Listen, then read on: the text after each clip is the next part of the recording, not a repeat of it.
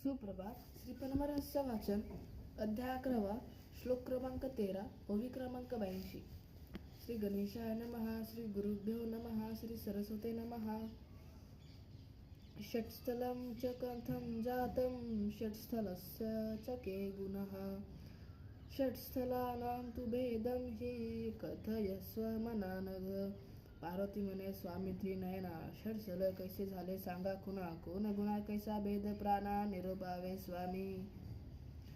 शृणु देवी प्रवक्ष्यामि, गोप्याद्वैगतं प्यरं पदं यच्छ्रत्ता शुद्धिचेतन न पुनर्जननं भुवि. शिव म्हणे, एक गूढ गायकार, षट्स्थळ हे अत्यंत गव्य परात्पर, ते तुझ निरोपिन साचार परिसूचित होऊन एक देवी. हे निरोपू नये भक्तिहीनासी, जो कधी नेने गुरुलिंग जंगमासी. भक्ती मार्गी प्रेम दिसे तुझ्या पासी, म्हणून निरोपू तुझ महालिंग बिनं देवी मनोती गोचरम. निर्नामनी गुरुणं नित्यं निरंजनं निरायं. षट्स्थळाचे साहिलिंग साचे, तया माझे जिष्ट ही सावे मुळीचे. आधी एक महिमान तयाचे अगम्य गोचर.